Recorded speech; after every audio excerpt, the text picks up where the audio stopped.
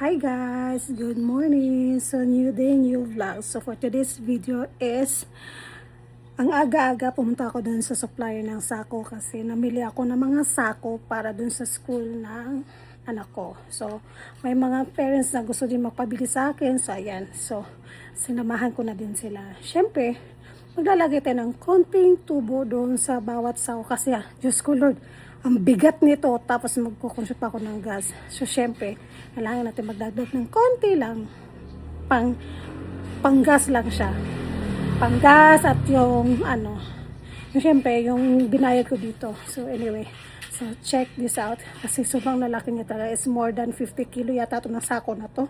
Ewan ko ba, ang hirap ang hirap nito. Pero anyway, okay lang yan, basta para sa mga kids. Watch me guys.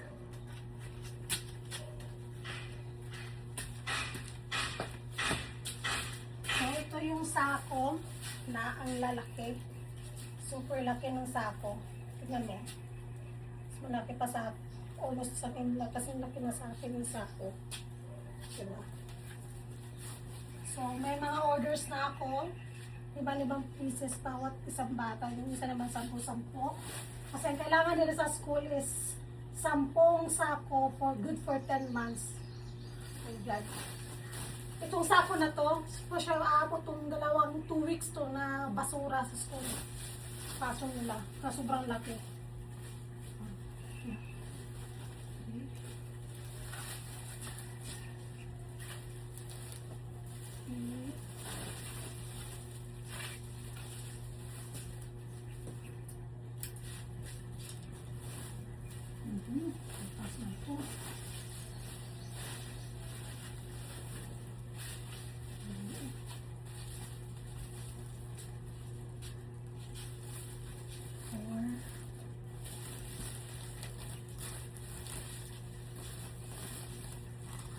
Grabe itong sako na to ha.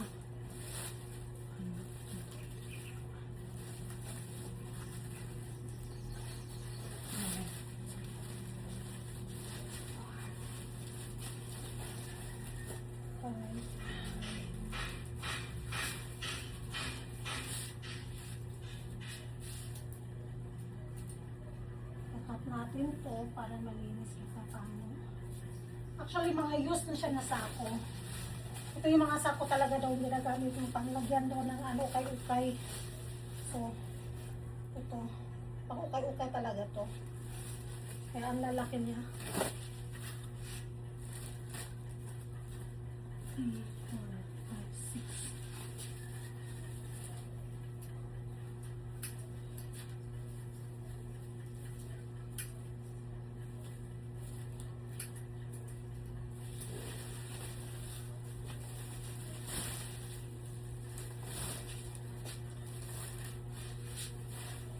Tapos bibit-bitin ko pa to sa school.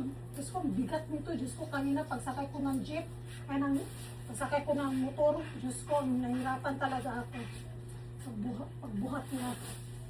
Sako lang to pero ang bibigat niya Fairness Diyos ko. Tapos kunti lang yung tutubuin ko dito. Mag-effort pa ako.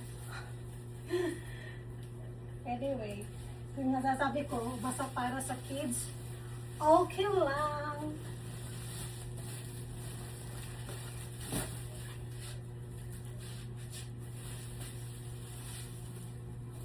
Hindi pa ako binigyan ng extra ng may-ari ng sako.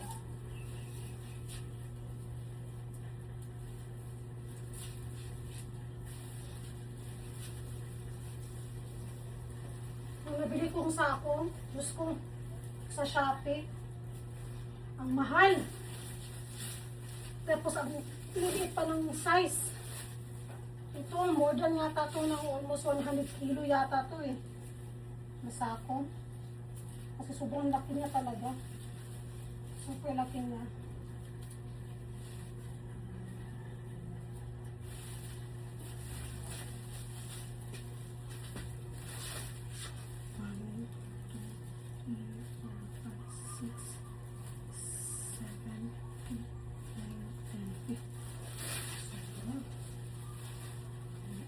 Extra pa siya ha.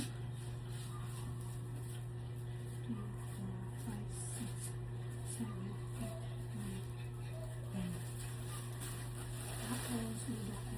natin ng ganito. Para hindi mahirap sa paglalagay.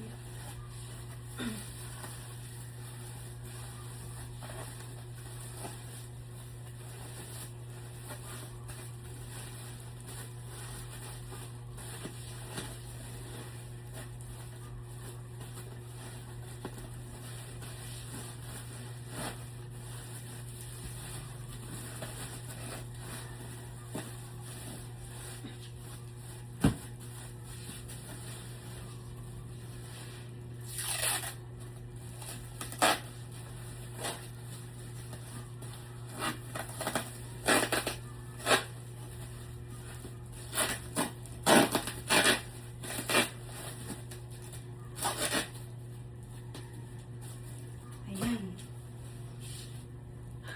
Tapos na!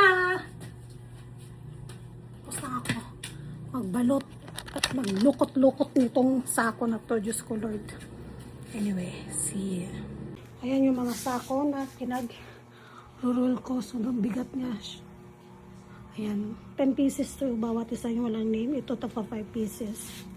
So, ayan. Thank you sa mga buyers ko. So, hi guys! So, meron naman tayong second batch na sako na ipapack natin, i-organize natin. Kasi may nag-order pa ng sako dun sa mga mama na kasama ko sa school. So, ito. 40 pieces to. So, okay, ano na lang natin siya. I-share na lang natin sa lahat. Kapag 10 pieces each parent. Ayan. Isang malaking sako.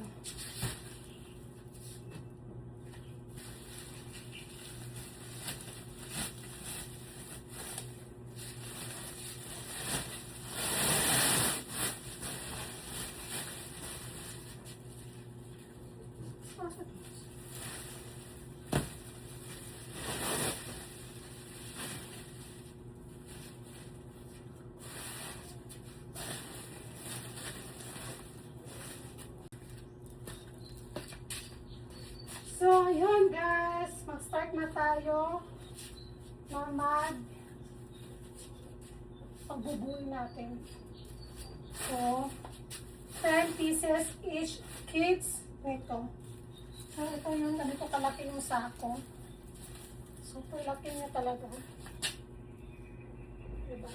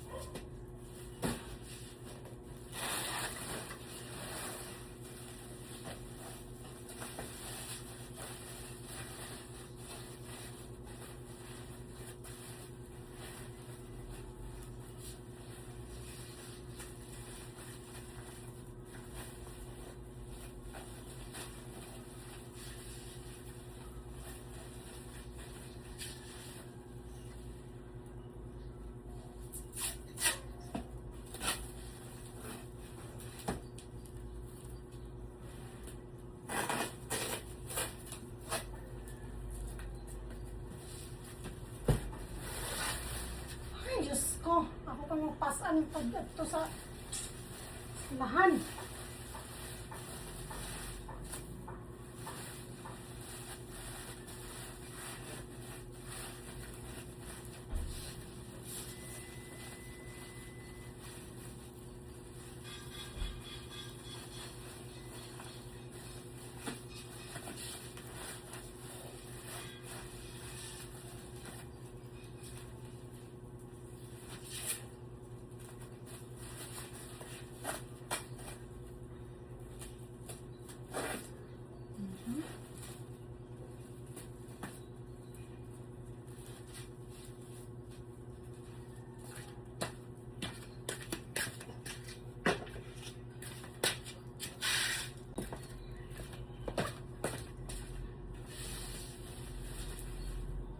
So, ayan, tapos na natin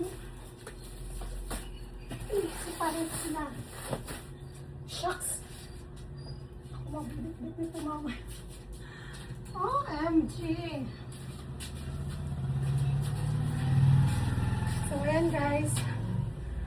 Tapos na natin balutin, ay ano, bukod-buko din. Yung mga sako. So, nakita na tayong 40 pieces sa second batch. Ayan. So, tapos ito yung ano, first batch. Ito yung first batch. Ang dami nila. Lahat yan, bibit-bitin ko sa school. Diyos ko, Lord. Nakaloka. Ganun talaga. Gusto mo ng negosyo? Maghirap ka, di ba? Ganito yung negosyo. Kailangan mo maghirap. Konting tubo, pero ang laki ng hirap. Pero okay lang. Ganun talaga. So, ayan guys. Maglalagay na ako muna ng mga pangalan dito sa bawat sako para mamaya, pagbigay ko mamaya dun sa teacher, naka-ready na lahat. So, thank you for watching. Bye! Basurero! Diyos ko, Lord, bugat tayo. Diba?